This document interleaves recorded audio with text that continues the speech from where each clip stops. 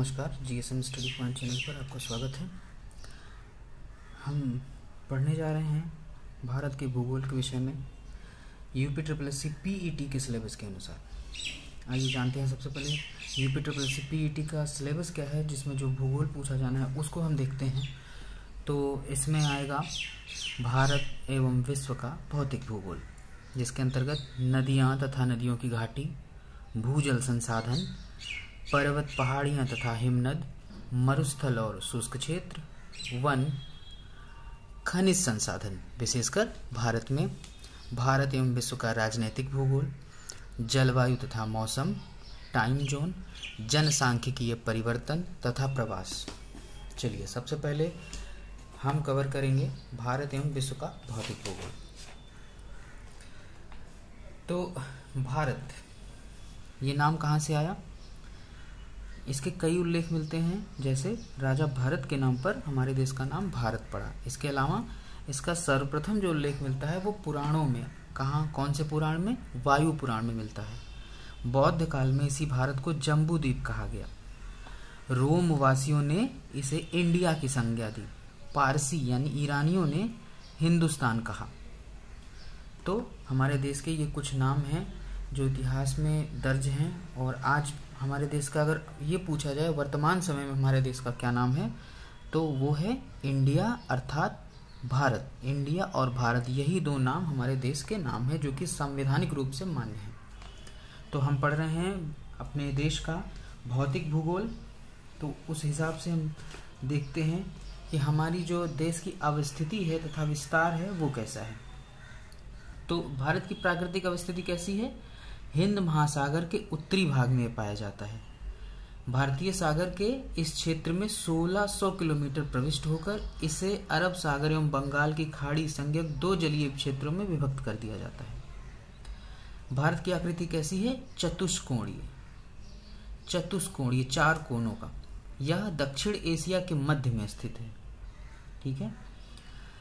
तो इसके क्षेत्रफल और विस्तार से संबंधित प्रश्न अक्सर परीक्षाओं में पूछे गए हैं।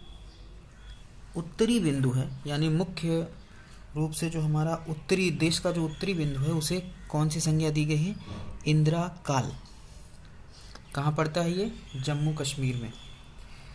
और दक्षिणतम बिंदु जो है, दक्षिणतम बिंदु वो है इंदिरा पॉइंट। कहाँ पे है ये? तमिलनाडु। उसमें अगर देखें मुख्य भूमि कौन सा है? कन्याकुमारी मुख्य भूमि है।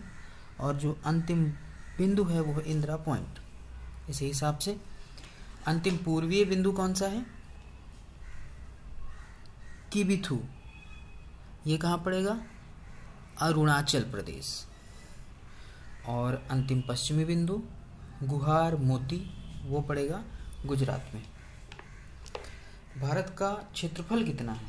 भारत का क्षेत्रफल है 32,87,263 वर्ग किलोमीटर। इसमें ध्यान देने वाली बात यह भी है कि 78,114 वर्ग किलोमीटर का जो क्षेत्रफल है वो पाकिस्तान के कब्जे में है। और उसमें से उसने 5,180 वर्ग किलोमीटर चाइना को भी दे दिया है। क्षेत्रफल की बात की जाए तो भारत विश्व में 7वां सबसे बड़ा देश है, जो कि विश्व के क्षेत्रफल का 2.43% कवर करता है। बाकी 6 देश कौन से हैं जो भारत से बड़े हैं? सबसे बड़ा, विश्व का सबसे बड़ा देश वो है रूस, उसके बाद कनाडा, फिर यूएसए, फिर चाइना, फिर ब्राजील, और छठे नंबर पे ऑस्ट्रेलिया, वहीं 7वें नंबर पे अपना भारत है। चलिए, तो भारत की अवस्थिति को हमने समझ लिया। अब चलिए हम समझते हैं भारत की स्थलीय सीमाओं को। भारत की कुल स्थलीय सीमा की लंबाई है 15,200 किलोमीटर।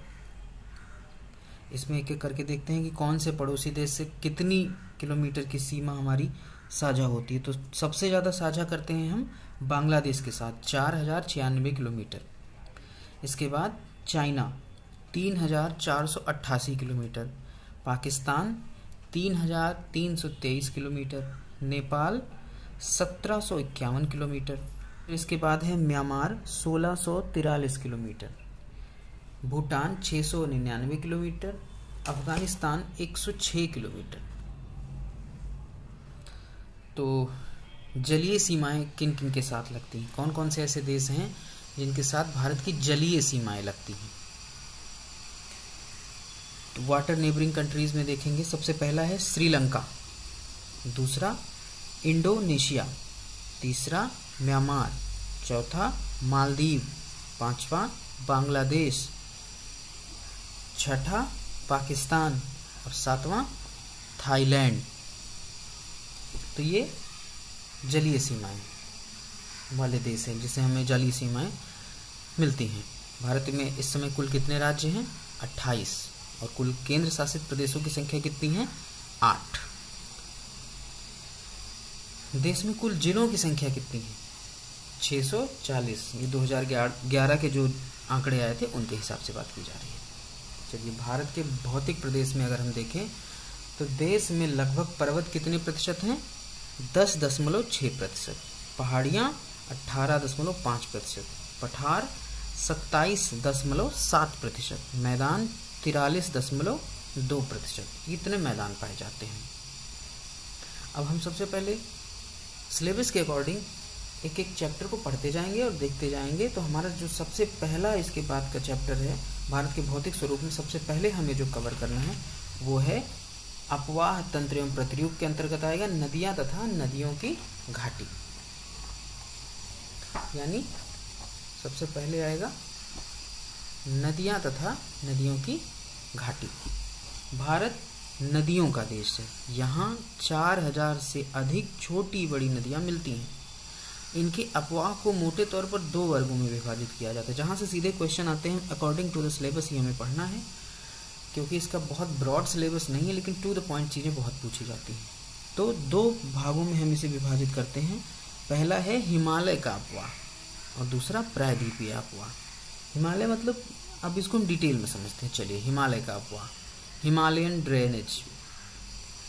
हिमालय की उत्पत्ति से पूर्व, यानी जब हिमालय नहीं था, जो आज अभी हमें हिमालय दिखता है वो नहीं था, तो हिमालय की उत्पत्ति से पूर्व तिब्बत के मानसरोवर झील के पास से कुछ नदियां निकलती थी, जैसे सिंधु, सतलज, ब्रह्मपुत्र। तो ये सब नदियां हिमालय की उत्पत्ति से पहले से निकलती थी। फिर हिमालय टेथिस सागर में प्लेट विवर्तन के कारण टेथिस सागर से ये बदल गया हिमालय में। तो सबसे पहले जिसमें बना बृहद हिमालय।